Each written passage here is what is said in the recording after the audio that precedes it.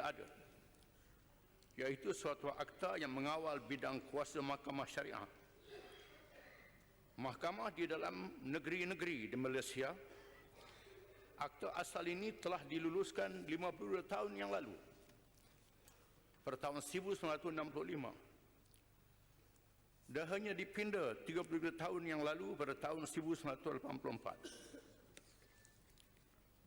Usul pindaan ini yang telah saya kemukakan buat pertama kalinya pada 12 Mei 2016 di dalam Dewan Yang Mulia ini bukanlah bertujuan untuk mewujudkan undang-undang baru seperti mana yang digambarkan oleh setengah pihak selama ini, tetapi lebih bertujuan untuk meminda sebuah undang-undang persekutuan berkaitan bidang kuasa mahkamah syariat, berkaitan batas hukuman sedia ada yang terkandung dalam Akta 355 berkenaan yang telah dipinda pada tahun 1984 dan berhad maksimum 3 tahun penjara atau denda tidak melebihi 5,000 atau maksimum 6 persebatan kepada maksimum 30 tahun penjara, denda tidak melebihi 100,000 dan sebatan syar'i sebanyak 100 kali sebatan.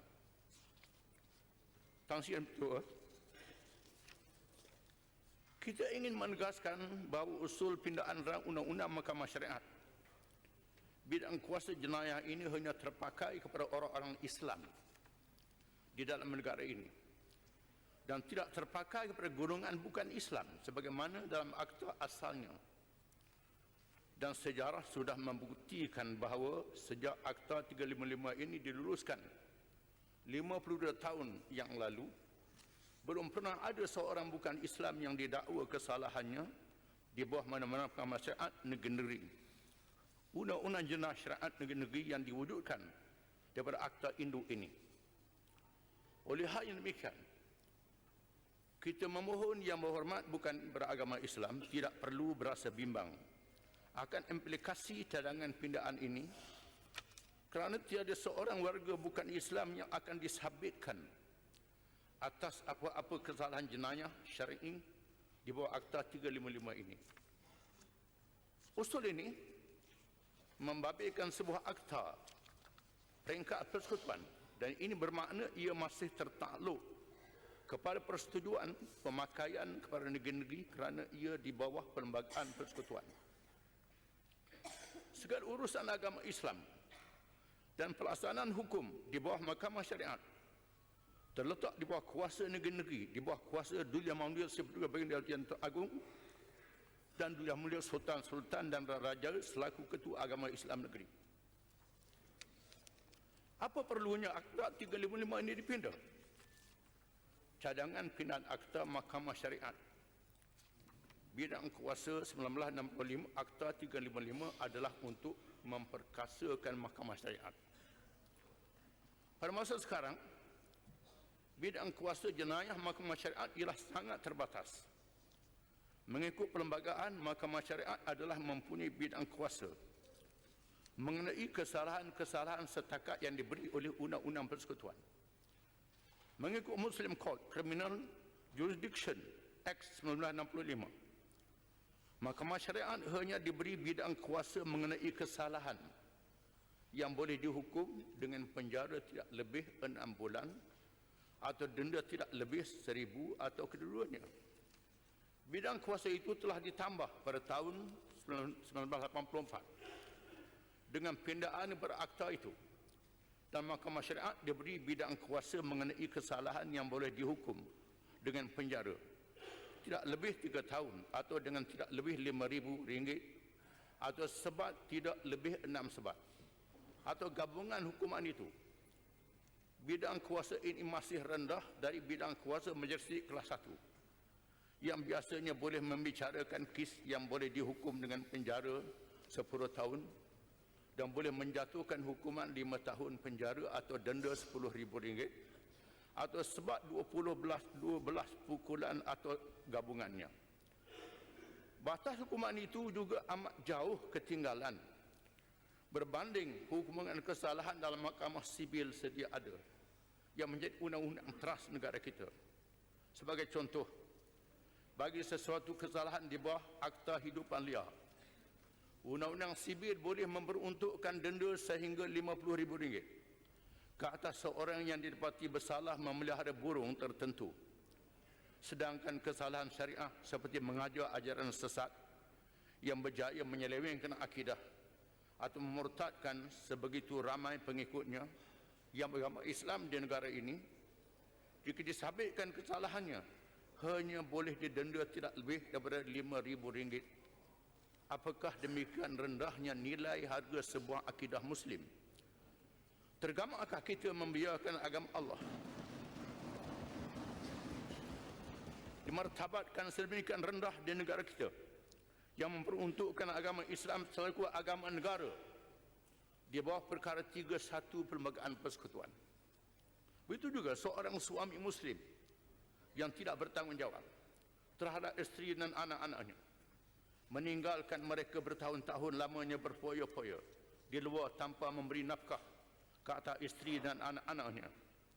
Apabila didakwa oleh isteri dan disabitkan kesalahan di mahkamah syariat, akan mudah membayar denda tidak melebihi RM5,000 berbanding puluhan ribu atau mungkin mencecah ratusan ribu ringgit berbanding kesalahan yang hampir sama keadaannya di mahkamah sibil. Di manakah komunitas Islam akan memperolehi keadilan dan pembelaan sewajarnya dalam sebuah negara yang diterbit oleh orang-orang Islam dalam keadaan mereka diunyanyai begitu rupa, kecuali jika batas hukuman yang lebih tegas dikenakan di bawah Akta 355 sedia ada. Sesungguhnya, apa yang cadangkan hanyalah meningkatkan hukuman maksimum kepada para hukuman yang hampir atau sepadan dengan hukuman syarak Islam yang memang sudah termaktub di dalam semua hukum di bawah panduan Al-Quran, hadis Nabi Muhammad SAW, ijma' dan qiyas para ulama.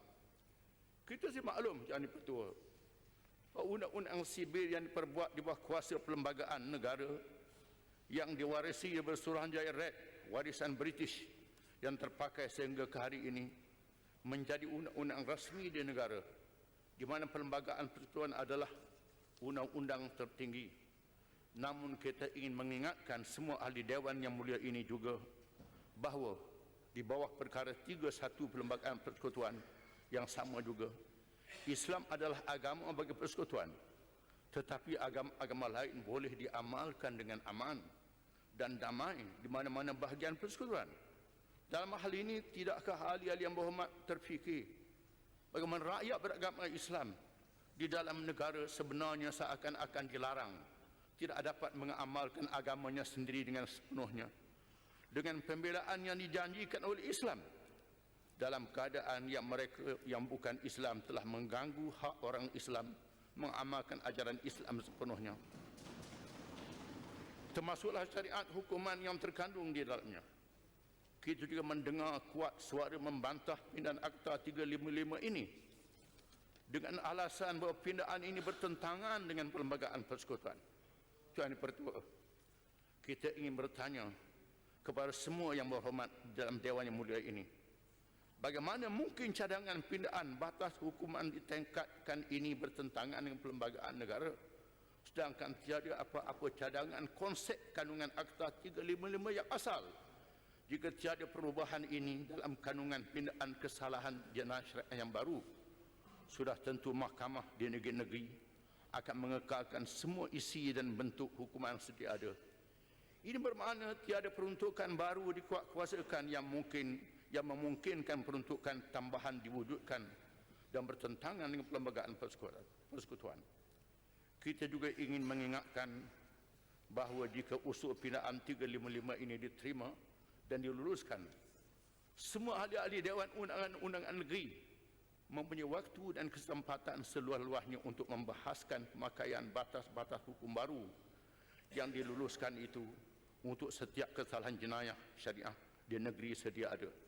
Di sinilah sepatutnya ahli-ahli DUN nanti menggunakan kebijaksanaan masing-masing sewaktu wakil lantikan negeri-negeri membahaskan isi dan bentuk hukuman kesalahan syariah untuk dilaksanakan oleh mahkamah-mahkamah syariat.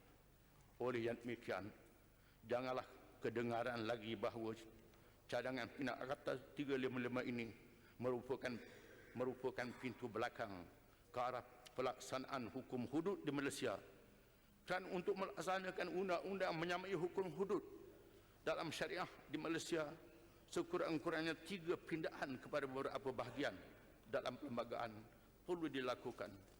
Dan sudah tentulah ia perkara yang sukar untuk dilakukan. Ini adalah kerana penggunaan 355 hanya terhad pada bidang kuasa Mahkamah Syariat yang merujuk pada kuasa yang disenaraikan dalam butiran 1 Senarai Negeri Jadual ke-9 Perlembagaan Persekutuan. Itu yang pertama. Pindaan Akta 355 ini tidak memungkinkan undang-undang jenayah seperti mencuri, merampak, merogol, bunuh dan menyebabkan kecederaan kesalahan yang wujud dalam kanun keseksaan atau penal code. Terletak di bawah kuasa persekutuan dalam bidang kuasa mahkamah sivil, di mana kuasa bidang penguasa seperti polis, penjara juga terletak di bawah kuasa persekutuan federalis. Selain daripada pindaan pada butiran 1, kebenaran Parlimen di bawah perkara 76A juga perlu diperolehi bagi membolehkan negeri menggobal dan melaksanakan undang-undang jenayah yang termaktub dalam senarai kuasa persekutuan. Ini diikuti perkara 8 perlembagaan persekutuan yang juga perlu dipinda supaya tidak timbul isu diskriminasi, ketidakadilan dan kesamarataan hak warga Malaysia yang dibezakan peruntukan undang-undang kerana berbeza agama. Akta 355 tidak melibatkan kesalahan jenayah awam seperti mencuri dan merampok yang merupakan bidang kuasa persekutuan. Jadi pindaan rang Undang-Undang 355 hanya melibatkan peruntukan kesalahan-kesalahan sedia ada dalam ancaman jenayah negeri-negeri. Kita ingin mengingatkan bahawa dalam negara berbilang kaum dan penganut agama seperti Malaysia, perkembangan politik negara yang berkait rapat dengan hal ehwal keagamaan perlu ditangani dengan matang. Namun sikap sekelompok ahli politik sama ada yang beragama Islam atau bukan Islam yang menentang penambahbaikan sistem kehakiman syariah negara amatlah dikesali. Penentangan mereka terhadap pindaan Akta 355 ini adalah petanda buruk kepada kematangan politik perpaduan di dalam negara ini. Ahli rakyat bukan Islam tidak berhak untuk menolak penambahbaikan kepada mahkamah syariah hanya atas dasar mereka bukan Islam. Mereka perlu sedar yang mereka juga bertanggungjawab pada kelompok masyarakat Islam yang mereka wakili. Mereka langsung tidak mengorbankan hak pribadi atau hak kelompok bukan Islam yang mereka wakili. Pindaan ini hanya demi kepentingan masyarakat Islam yang mereka wakili.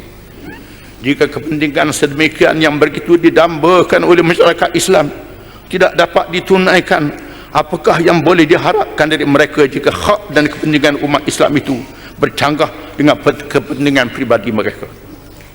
Kepimpinan politik di peringkat negeri perlu menyadari bahawa otonomi sebenar yang akan dinikmati hasil daripada pindaan 355 itu nanti adalah kerajaan negeri.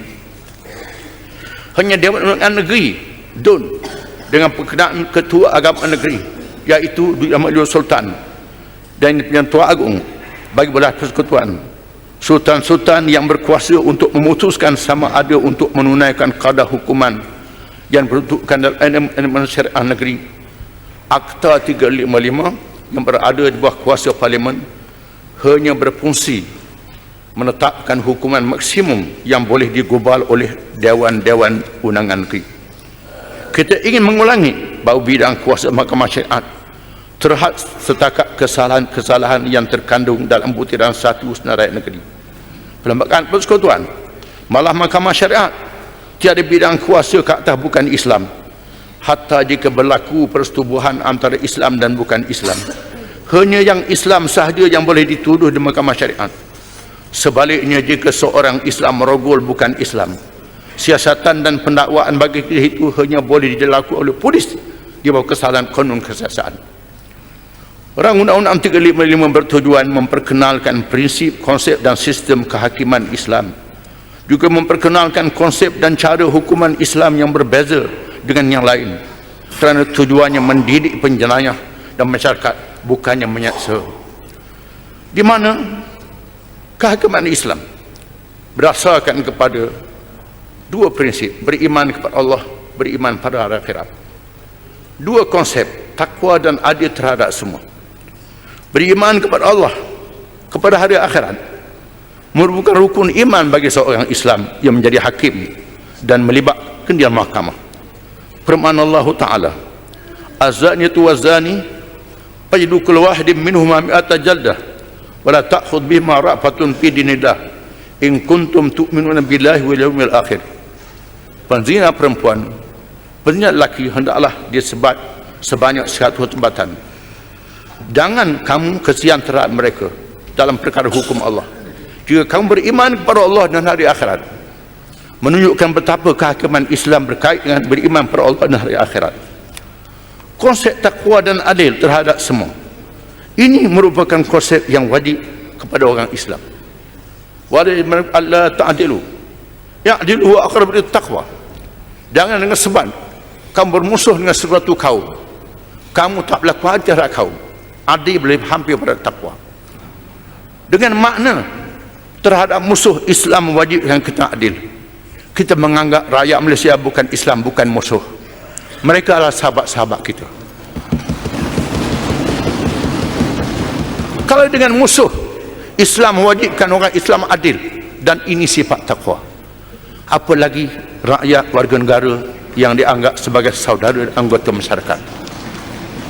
Ini perlu menghilangkan kebimbangan. Yang kedua, hukuman dera dalam Islam adalah hukuman mendidik, bukan menyeksa. Sebatan dalam Islam berbeza dengan sebatan dalam undang-undang sibil. Sebatan dalam Islam disebut dalam kitab-kitab fiqh semua mazhab, mesti dengan alat sebat yang sederhana, yang tidak berat dan tidak ringan. Tidak boleh mengangkat lebih tinggi daripada kepala, tidak boleh mengoyakkan kulit, tidak boleh mencederakan, dengan tujuan untuk memalukan, bukan untuk menyesa. Ini sebatan dalam Islam. Bunyinya 100, bunyinya 20, tetapi berbeza dengan sebatan undang-undang sibil. Bahkan disebut dalam hadis Nabi SAW, apabila dimaklumkan orang yang melakukan kesalahan 100 sebat itu seorang yang kurus, kalau dipukul terkena tulangnya, lalu Nabi menyebut, gunakan 100 batang ranting dan pukul 1 kali sahaja. Ini sebatan Islam yang perlu diperkenalkan pada umum, yang berbeza dengan hukuman sebat mengikut hukum sibil yang ada pada hari ini. Kesimpulan, terlalu amat banyak perlindungan kepada masyarakat bukan Islam yang telah ditetapkan oleh Perlembagaan Persekutuan dan hukum Islam daripada nas, dan Perlembagaan Persekutuan dan hukum Islam daripada Quran dan hadis yang disebut perlindungan pada orang bukan Islam. Firman Allah Ta'ala, fa in ja'uka fahkum bainahum aw a'rid anhum. Jika sekiranya, surah Al-Ma'idah ayat 42, lihat terjemahan. Jika sekiranya orang bukan Islam datang berkamu, kamu boleh bawa mereka ke mahkamah Islam, dan kamu boleh biarkan mereka sendiri dengan mahkamah mereka. Ini mengikut pemilihan masyarakat bukan Islam itu sendiri. Ini bukan Perlembagaan Persekutuan, termasuk Quran sendiri menyatakan demikian. Hanya ahli politik yang kemaruk para undi mereka sahaja yang hampir menjadi hilang kewarasan, mencetuskan kebimbangan di kalangan masyarakat bukan Islam untuk menolak pimpinan Akta 355 ini. Kita ingin mengingatkan bukan Islam, jangan permain-mainkan agama Islam yang dilindungi oleh Perlembagaan Persekutuan, di mana Duli Yang Maha Mulia Sri Baginda Tuan Agong telah mengangkat sumpah jawatan akan memelihara agama Islam selaku agama negara, mendaulatkan Islam sebagai agama negara menjadi cita-cita setiap warga negara Malaysia, dan PAS terus akan membawa ubu mendaulatkan Islam di negara ini dalam kerangka Perlembagaan Persekutuan sedia ada. Maka dengan ini, Marang mohon mengusulkan supaya undang-undang Mahkamah Syariah bidang kuasa jenayah Akta 356 ini diterima untuk dibahas sepenuhnya oleh Ahli Yang Berhormat Yang Mulia. Sekian, terima kasih. Wassalamualaikum warahmatullahi wabarakatuh. Ada yang